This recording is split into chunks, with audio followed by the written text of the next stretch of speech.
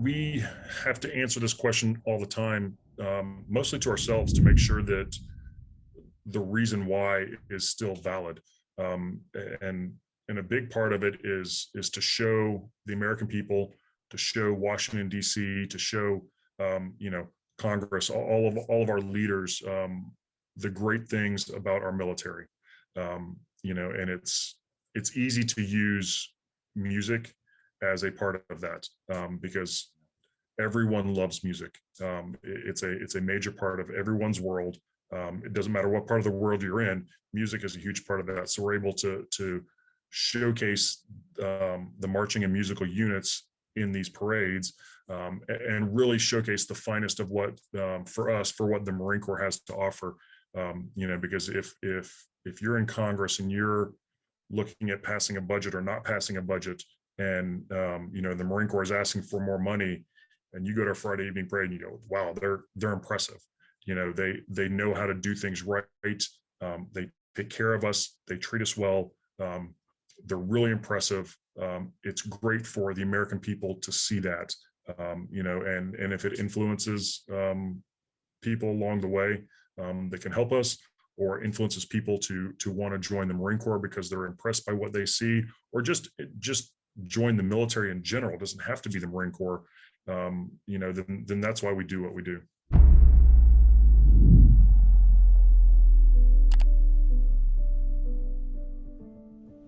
Greetings, I'm Mark Riley, and welcome to the Washington Tattoo Podcast, where the world's musical traditions come to life. The Washington Tattoo is an international music and arts festival coming to the Washington, D.C. metro area. Our podcast explores the lives and stories of world-renowned musicians, dancers, producers, choreographers, artists, educators, arts advocates, and those who serve our cultural communities at large. For more information and donations, find us at www.thewashingtontattoo.com. Now please enjoy this episode of the Washington Tattoo Podcast, sharing the power of the arts, one story at a time. Greetings, everybody, and welcome to the Washington Tattoo Podcast. On the other line here, I have Master Gunnery Sergeant Duane King of the President's Own. He's been a drum major with the President's Own Marine Band since 2014. He's performed in the assistant role as well as the head drum major role. Duane, I just want to say thank you so much for joining us this afternoon. My pleasure. Thanks for having me, Mark. Yeah, so the DC music scene is really well connected, and honestly, it's some of the most incredible players and people and servants when it comes to serving their nation that you could possibly ever find. It's incredible to be a part of it, and it's an honor for me to have Duane on here. So what I'd love to start out with, Duane, is kind of give our listeners a little bit of a background of you and where you came from and how you got your start in music. Absolutely. That's an easy one. So like many musicians, I started in middle school, started playing trumpet. My mom, my dad, aunts and uncles were all in band in high school and college. So they really encouraged me to give it a shot for a year or two, and I fell in love with it. So I played all the way through high school. When I was probably into my junior year, beginning of my senior year, I was trying to figure out what was I going to do with this. Like most musicians, I was thinking about heading off to college and majoring in performance or education, something like that. And as I got closer to needing to make that decision my senior year, I realized that I really just didn't have the discipline to really study and apply myself academically. All I wanted to do was play my trumpet and make a living. And so that's where the military came in for me. So I joined the Marine Corps, the delayed entry program, in May of 1994. And then about, I guess it was 4 days after I graduated high school, I actually left for drum corps, marched drum corps in the summer of 1994 with the Magic of Orlando. And that was an amazing experience that really set me up for success in the Marine Corps.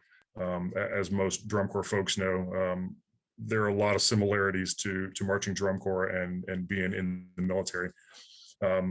So then I came back in August of 94 after drum corps, and couldn't join the Marine Corps in the band program until December of that year. So my mom told me either get a full-time job or go to school. So I went to community college and took all music classes. And I worked with some a great instructor there, Dr. Dale Blackwell at what used to be called the Florida Community College of Jacksonville. And the trumpet studio he had there was just incredible. Guys that had, played around the world, they were gigging all over town, making CDs. Just really good influences on me on how to practice, how to become a better musician. So March Drum Corps, went to college for a few months, and then December of '94, I joined the Marine Corps, shipped off to boot camp, combat training, and then the basic course in Norfolk for 6 months. From there, I bounced around through a few different bands, starting off with the Marine Corps band in New Orleans. So I was 18 years old when I got to New Orleans as a trumpet player. Maybe not the best idea that the Marine Corps ever had, but it was great for me. I absolutely loved it. The band was actually, they were out of town. I think they were in Dallas at the Texas State Fair when I showed up in October of '95. So I had the weekend off. I checked in on a Friday, and I was told, okay, come back on Monday and you'll meet the band when they get back in town. So I checked into the barracks, got my stuff situated. I grabbed my trumpet and I went to Bourbon Street. What else can you do as a trumpet player? You're in the middle of Music City. No diss on Nashville, but you definitely have New Orleans up there as music mecca for a lot of American music players, especially a jazz trumpet player. Yep. Yeah, it was great. What I now know is that was illegal, and you actually have to license to do that. But fortunately, I didn't get into any trouble. I sat there and I played for, I don't know, a couple hours. And I was literally, I'm not a great improv guy or anything like that. I was literally reading out of a Dixieland fake book, just playing heads, noodling around some, but mostly playing heads repeatedly. And I think I made $200 just in change. Wow. Yeah, incredible. So it was a great experience. I met my wife, had my son there. We moved around to California, and then back to the School of Music in 2002 for the drum major course, where I got certified to be a drum major, and then on to Parris Island, and then back to New Orleans just in time to get hit by Hurricane Katrina. Wow. So we had been there about 2.5 months, which, as most people in the military know, that's not enough time to unpack everything. So when the hurricane hit and we had 6 inches of water flood the entire house, we lost everything. So I lived in a hotel in the Dallas-Fort Worth area for 3 months, and then back to New Orleans. And it's there that I switched over to changed my MOS in the Marine Corps from being a trumpet player to being a drum major. Wow. And that's when I met Bill Brown, my predecessor here at the President's Own. A former commandant had passed away. I'll say it was probably, when was that? 2008, 2009, somewhere around there. Former commandant passed away, and he was from Baton Rouge, from the Louisiana area. And so part of his will was to have the Marine band in New Orleans play part of his funeral. Well, when a commandant passes away in the Marine Corps, Marine Barracks, to include the Marine band, goes and supports the funeral. So Bill called me and said, hey, this former commandant wanted you guys, but we're supposed to play it, so we need to figure this out. So Bill and I got to talking and figured out that they would do the funeral. We would do basically a second line procession. After the graveside service was done, we would do a second line to a reception hall where the family was greeting guests and visitors, and then we would have a brass quintet or something playing in there as background music. So we did that, and I got to meet Bill when I came down when they came down, and I went up to meet them. We all met basically just outside of Baton Rouge, and I got to know them, and I got to learn what the assistant drum major did at the time and the drum major, and so that kind of sparked my interest in coming up here. Prior to really knowing about being a drum major here in DC, my long-term goal as a trumpet player was to be a trumpet player either here in the President's Own or to get out and join an orchestra. We probably know about 50,000 trumpet players who have that same dream, right? So I knew there wasn't a huge chance of me making it up here as a trumpet player, just because the competition is so ridiculously high. but when he said, "Hey, you ought to consider putting in for the assistant drum major spot," I was like, "Well, there's a way that I can make it to be at the President's Own." So I put in for it, won the audition, came up here, loved every minute of it working here. Came up by myself. I left my family down in New Orleans because my kids had just started new schools. My wife had just started a new job, and I didn't want to uproot them yet. So I did 3 years up here by myself, and then when that tour was done, I went back to New Orleans.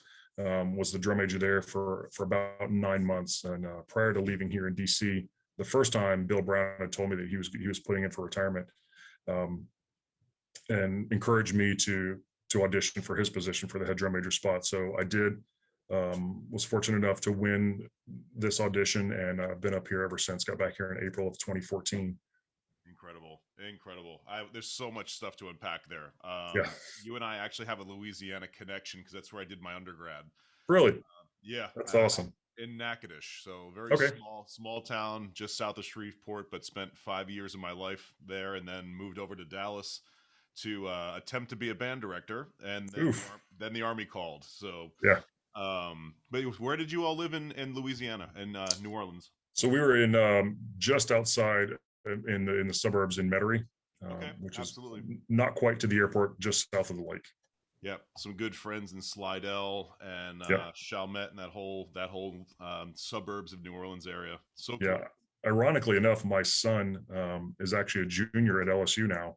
No way! Congratulations. Yeah, yep, he is. Thank you. He's on the football team. So I've been learning how to enjoy football games, not from a band member point of view, but from a actually, watch the game and enjoy the game, not just as a precursor to the halftime show. It's funny because I married into a very heavy legacy Penn State family, and going to a football game and not really worrying about being set up and getting the drums set up and warming up and halftime show and pregame. It was very relaxing. It was a new experience for me. It really is. It's a blast as a parent to be able to go there and see your kid be a part of something like that. Yeah, congratulations. That is honestly, I'm very happy for you. That's super cool. Awesome. So, I mean, to go kind of unpack a little bit of this, you talked about your start and, being a trumpet player, and then drum corps. I mean, obviously drum corps is huge for so many folks. And if you're going into the military music field, that is also that discipline and that routine, going to camps, meeting people and getting kind of forced out of your comfort zone early is such a good thing. Could you talk a little bit about what you felt did prepare you with that Magic of Orlando experience? Yeah, the physical requirements to march drum corps, to march DCI over a summer, just being being put in a lot of difficult positions, having to just intensely focus on what you're doing day in and day out. I mean, as anybody who's marched DCI knows, that's a 24/7 job. That's not a I get to pick my horn up and play and go do a show every once and again. I mean, you're living on buses, you're living out of gyms, you're moving from city to city, doing rehearsals, doing performances, just nonstop. I learned early on in that the amount of focus and intensity and just the physical stamina and shape that you had to be in. Marching DCI, you get some chops of steel. So it's that really helps me.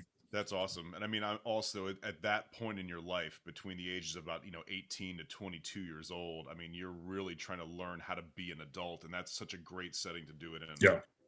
Awesome. Hang on just 1 second. I'm sorry about that. I had my heater on. No worries at all. Just taking note. Cool. Ready to go again? Yep. All right. So great. This kind of leads into another great question. So everyone has an inspiration when they first start out into music. Could you unpack maybe a musical inspiration and maybe a leadership inspiration, or are they kind of one and the same? There's been a handful of them. I mean, as a trumpet player, I mean, you grow up learning to play the trumpet. You follow, you start listening to the greats. Maynard Ferguson, Wynton Marsalis, Bud Herseth, Phil Smith, pick one. So musically, there was everything I ever wanted. It was, um, I've already dated myself age wise, but it's pre-internet, pre-YouTube, so listening to great artists, you actually had to go out of your way to, you know, go buy an album, go to a live concert, something like that, to hear them. You couldn't literally pick up your phone and pull up any artist could ever dream of. Um, so it was difficult to find, you had to search for recordings, you had to borrow them, you had to burn them from other people. Not that I would infringe on any copyrights or anything. um so I really had to, to search and look for, and just, wearing out cassette tapes and albums and CDs, listening to these folks play trumpet and figure out the sound I wanted. um it generally, musically and leadership wise, I've had, um the good fortune of having a lot of great people in my life. Starting with my mother. She was the one, all the way through middle school and high school. If I didn't feel like practicing or was tired or whatever, um, go practice. Right. I don't care if it's for 15 minutes, go practice. Because she knew that if I was in there for 15 minutes, I'd end up being there for an hour. Right. And make it a full practice session.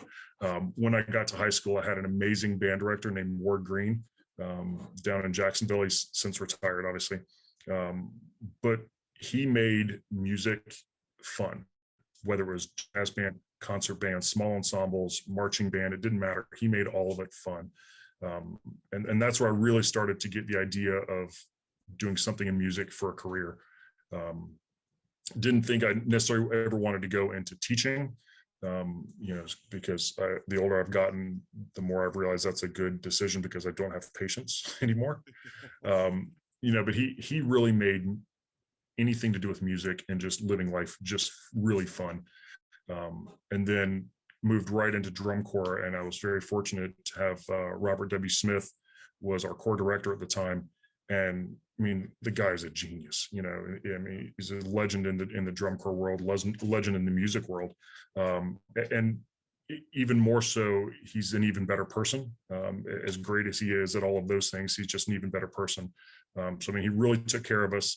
He was tough on us because he wanted the best for us, and I really, love that. I love it when people, they care about you, but they expect your best from you. That brings out the best in me when I know someone is um, demanding the best out of me. Because humans by nature will achieve pretty much any standard you set before them, if it's possible to achieve, right? So if you set the bar down here, then they'll achieve it, but that's all you're going to get from them. You set the bar up here, it may be difficult at first, but eventually, as time goes by, they'll hit those goals. And that's what Robert did. He expected the most out of us, and, just incredible to work with. And, since I've been in the Marine Corps, I've had a lot of really good leaders, and I've had twice as many bad leaders. And I've really tried to hone my leadership style, as much based on what do the good leaders do, as, what did I see the bad leaders do, and how can I not do that, right? How can I take a situation that I'm in now and go, okay, who did I see with this situation before, and how did they handle it? Did I like it? Was the outcome right? Was it fair, equitable? Did it get the job done? Yes or no? How did people feel about it? And then make a decision based off of that. So I've learned as much from bad leaders as I have from good leaders in the past. Yeah, I love it. That's one of the big questions that a lot of people have too when it comes to efficiency and being a leader, right? So efficiency is sometimes very good, but is it effective? And when you watch the difference between the strong leaders and the not so strong leaders, and you watch the effectiveness and their efficiency level, you're always kind of taking in, analyzing. And I love to hear your story about this, because you're a figurehead at the White House now, and you're inspiring the next generation of drum majors, people who know that you're a trumpet player. I hope this podcast inspires them to, to dive into drum corps, to dive into the Marine band system, Absolutely. and to continue pushing on, because obviously COVID's been really challenging for those young players out there that are looking forward to marching band season, to look Yeah. forward to drum corps season. And now we're kind of coming around the bend on it. But I mean, you definitely are one of those figureheads and an inspiring person. And I love to hear the fact that you're saying you've been surrounded by other good people. And I think that just speaks volumes about your character. Yeah, I appreciate that. Yeah. I mean, even so much now as our current director of the Marine Band, Colonel Jason Fettig. The guy is incredible. He's got a great ear for music, obviously. Great understanding of what our role is as the Marine Band. A great vision for how to move the Marine Band forward.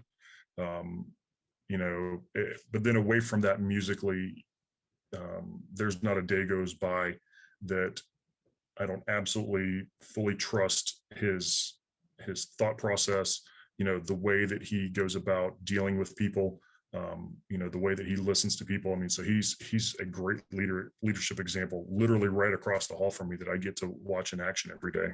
That's incredible.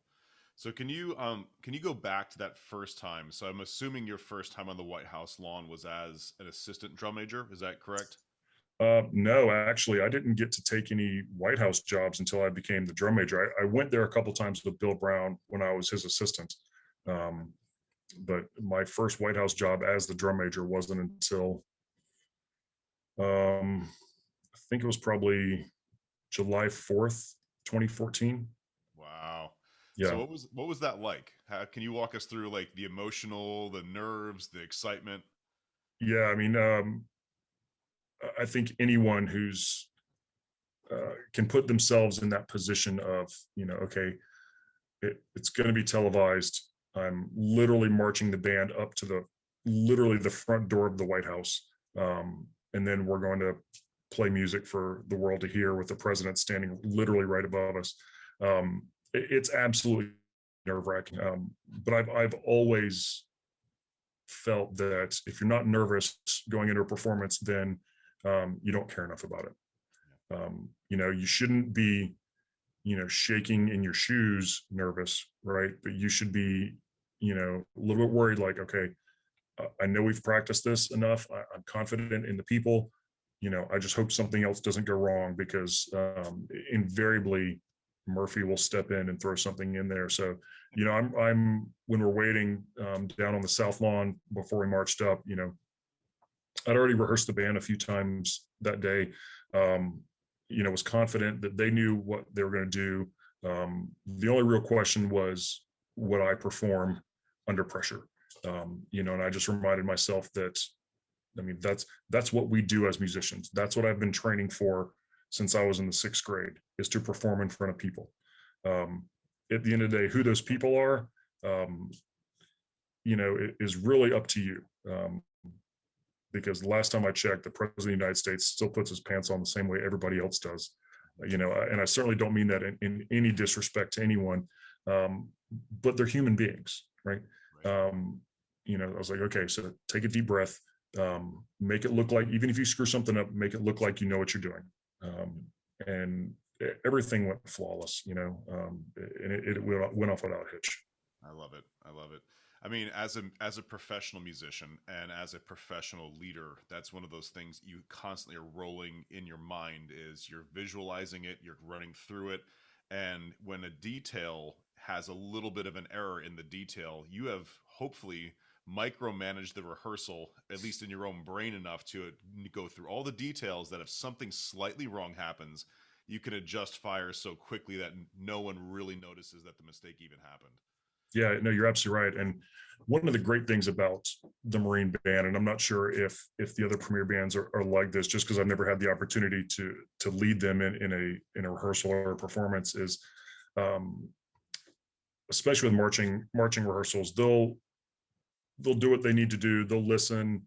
It doesn't always look like it.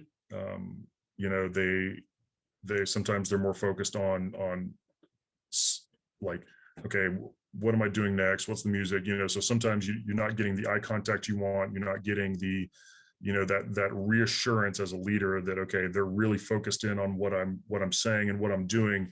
But come performance, they nail it. So that tells me that they are listening. They're probably listening to me and thinking about 10 other things that they need to make sure that they do right, to make sure that they're playing their best, right?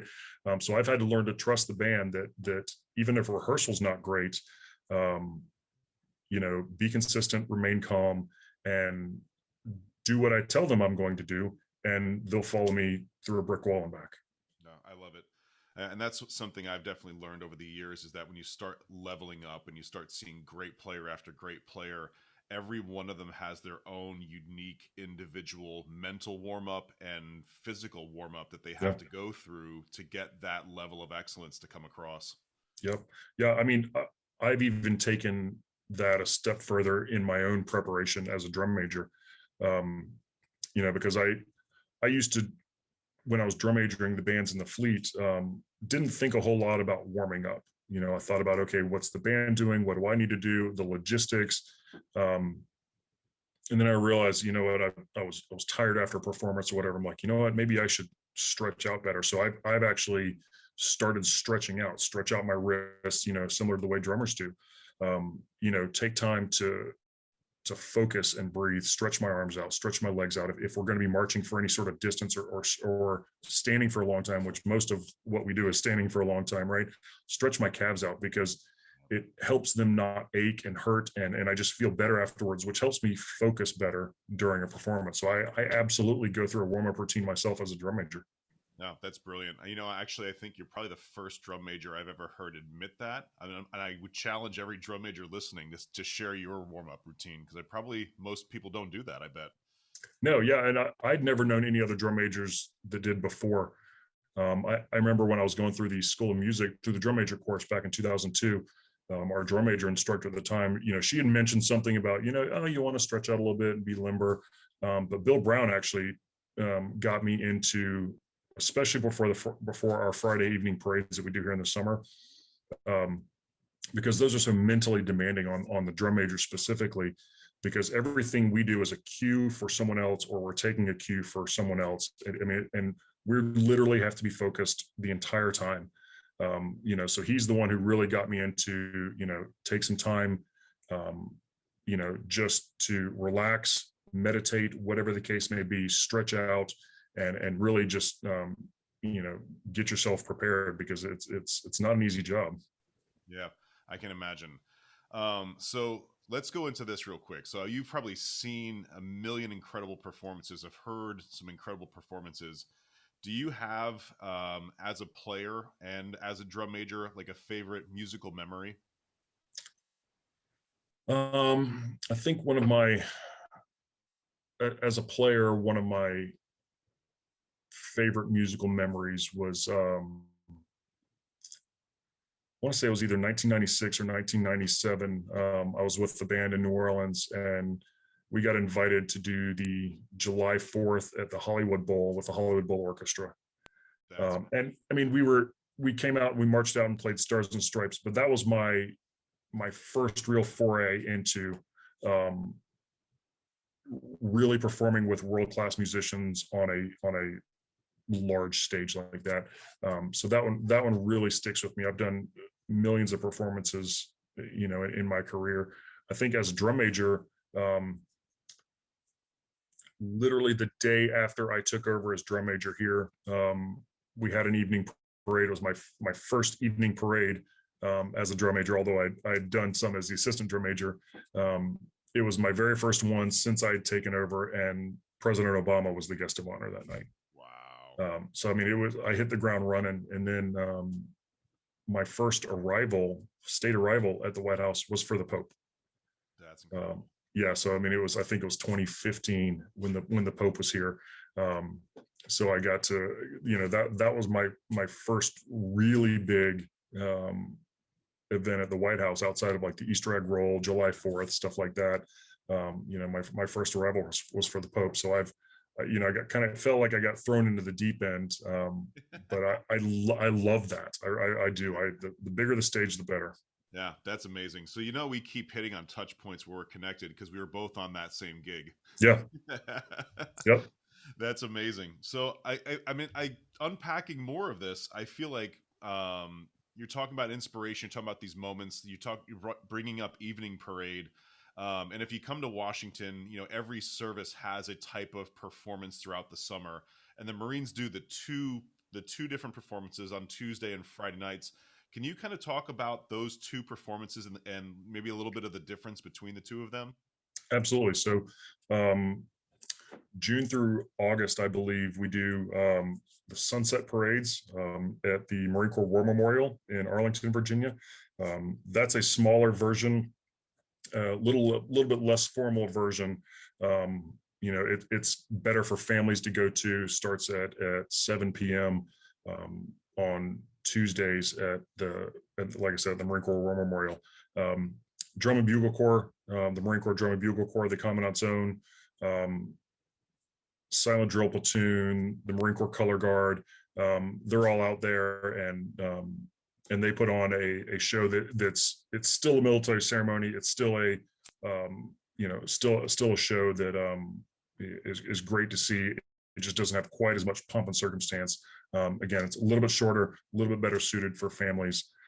Whereas the Friday evening parade is more of a proper, if you will, military ceremony with a lot more pomp and circumstance. And obviously, it's at night, so you get the contrasting differences between something being completely dark, and spotlights bouncing around.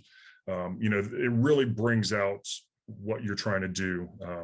The evening parade here was actually started back in 1957 after the Marine officers here worked with, I want to say it was the British Royal Marines, one of the British units, and they went down to Bermuda for to see the searchlight tattoo.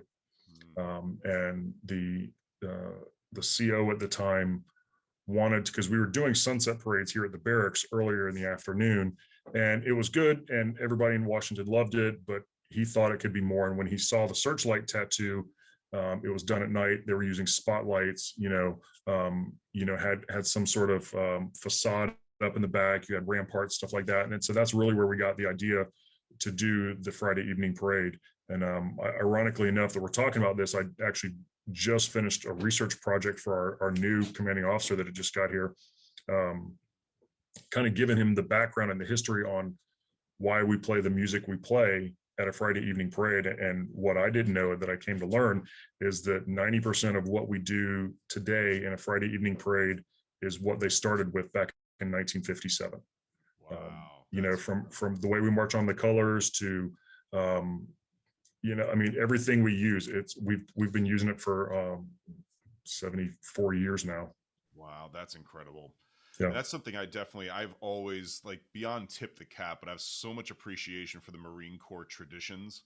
It's obviously the Army has got its own traditions, but there's a lot more of turnover of the tradition kind of morphing and turning into something else. And I do think the Marines really are the standard bearer when it comes to holding and maintaining tradition. So I huge tip to the cap to you guys. I appreciate it. Yeah, we really try to maintain those traditions, and we have people come in, as they rotate through the start, well, why do you do this? Well, why don't you do something else? And that's where it's nice being permanently stationed here with the President's Own, that we can look back and say, okay, we've got the history. Here's why we did it, or at least here's how long we've been doing it. Most people don't want to hear because we've always done it that way. But when I can show you a document that says we've literally always done it that way, it holds a little bit more water sometimes. Absolutely.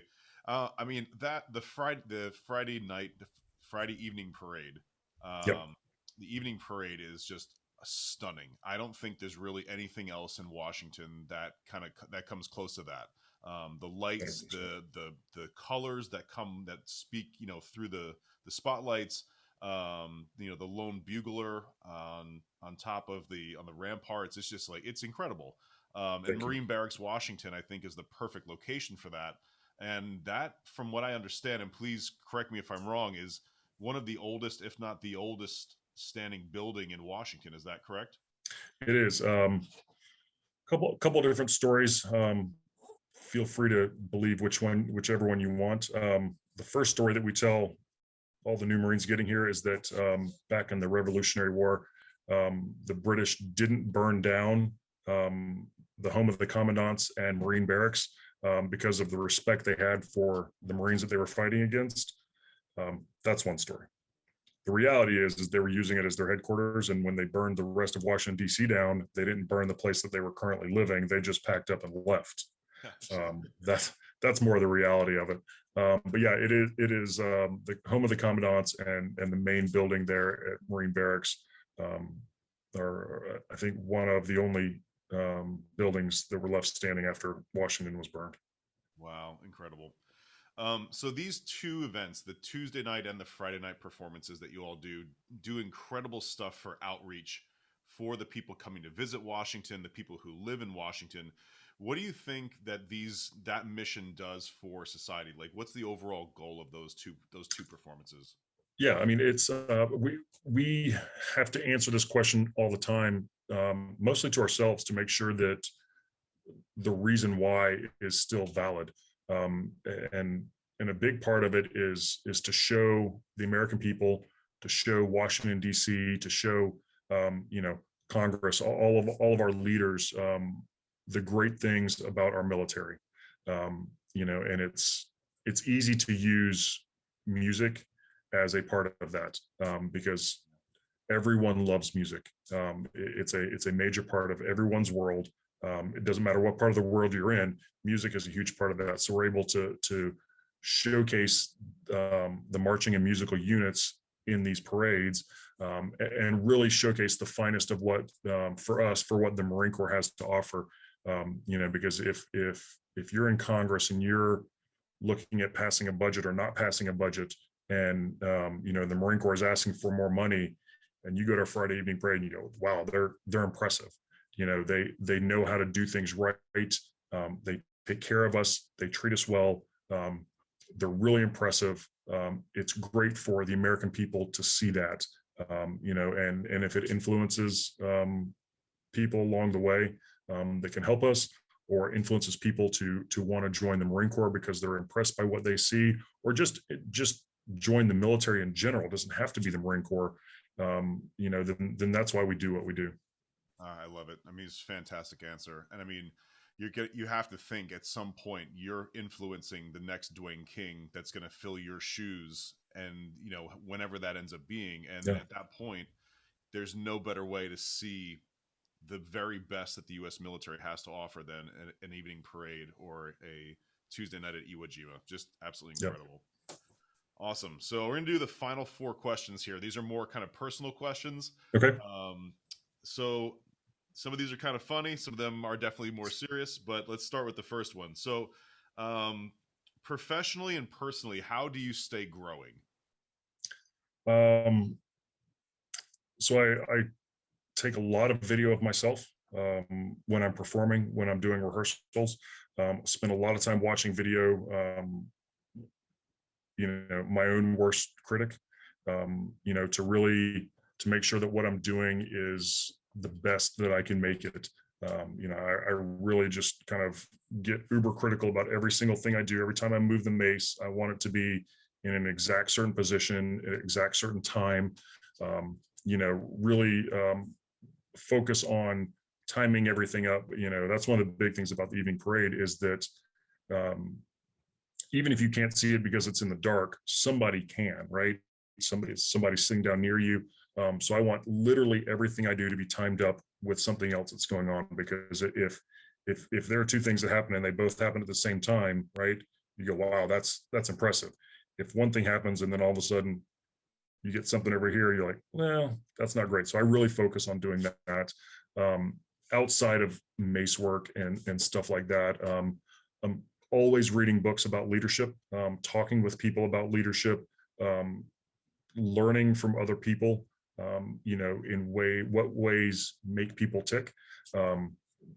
Ironically enough, and I'm sure you can relate to this, I feel like I spend a lot of my time as a psychologist talking with people, to the point that I'm actually going back to school. I finally decided to go back to college, and I'm getting a degree in psychology. Oh, that's Um, fantastic.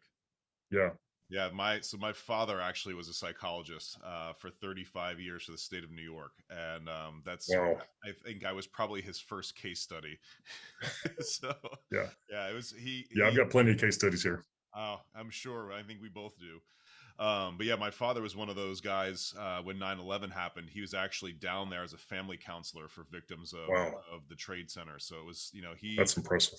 stuff he never really talked about till we got older. But I mean, Hmm. folks who are able to kind of put themselves obviously in other people's shoes, but also have that discipline that we've been talking about of, look, I'm going to kind of separate and put my emotions in this box because I can help these folks here and I can help them unpack their issues. Yeah.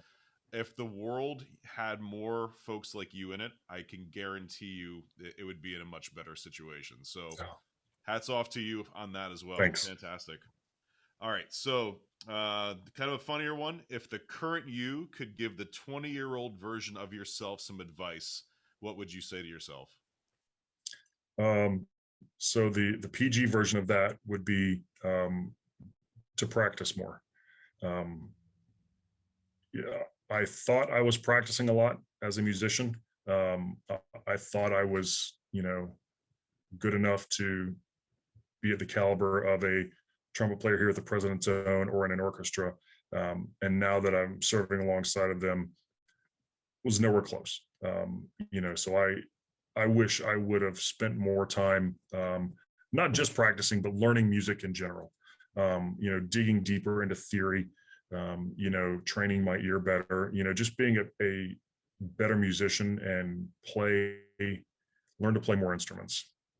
I think one regret that I'll always take with me, that, I mean, I can obviously learn instruments moving forward in life, but when I was at my peak for learning, I wish I would have learned piano. I wish I would have learned other instruments, just to broaden my horizons. I am right with you, brother. My parents tried to force piano down my throat, and I said no, no, no. And then I Yeah. remember having to do my piano proficiency for Mrs. Allen in undergrad, and it was brutal. Yeah. Yep. Well, cool. So you hit on a little bit of going back to school. What are some other upcoming professional, personal projects you have going on? So between school and, getting our summer concert season going, got the Friday evening parades going. Work is really picking back up, especially after this year with COVID. So we're getting on the horse and getting running again professionally. I'm also looking, starting a business. I just recently opened an LLC. I want to get into doing more, drum major instruction, leadership consulting, stuff like that. Awesome. So that's my latest thing. So I'm not sure how I'm going to balance that with school and work, but we'll see how it goes. I think you'll figure it out. Awesome. And last questions too. So if people want to find out more about you and or the President's Own or the Marine Corps Band or the Marines in general, where can they go to find out more information? Yeah, I appreciate that. For information on the Marine Band, our website has everything you could ever want to know, www.marineband.marines. And then, of course, you can find us on social media. Just search for Marine Band, Facebook, Twitter, Instagram. Just in the past couple of years, especially with COVID, we've really exploded on YouTube lately. So, I mean, there are absolutely tons of things that the Marine Band now has up on YouTube. So I encourage everyone to go out there and take a listen. We spent a long time over COVID, putting a lot of chamber stuff together, a lot of small group stuff together, to try to put some really good music out there, to have as definitive resources for people to listen to. Hey, here's the Marine Band's version of this, that, or the other. For the Marine Corps in general, www.marines.mil is their website, and there's tons of information. You can always go find your local recruiter if you're looking to talk to someone face to face. there's tons of information on the web about who we are, what we do, and why we do it. And what I've found is you can look up anything you want online to get the best information. Come talk to us. Come see us at a performance. Tomorrow night, we actually have our first summer concert. So the band is going to be at National Harbor doing a performance there. If you get a chance, if people are out in Washington and they're looking for something to do outside, it's safe. Hopefully the weather will be nice. Actually, that concert's tonight. I'm sorry. They're able to go talk to the musicians, talk about what we do, come to a Friday evening parade. It's all free and open to the public. Come talk to us, take pictures, link up with us on social media. Awesome. Well, Duane, thank you so much for your time. This has been fantastic. It's been informative, educational, and inspiring. So thanks so much for taking the time. I appreciate it. Thanks for having me, Mark. Greetings again, everyone. We just wanted to take a second to say thank you to Seif Studios for their creative media. If you want to find out more about Seif Studios, look them up on www.seifstudios.com. We'd also like to say thank you to our educational partner, ProLogix Percussion, American-made drum pads. They're doing a special discount code for our listeners today. So if you go to www.prologixpercussion.com and type in TWT20, you will receive 20% off your entire order. So thank you very much for tuning in today, and please check out our supporters.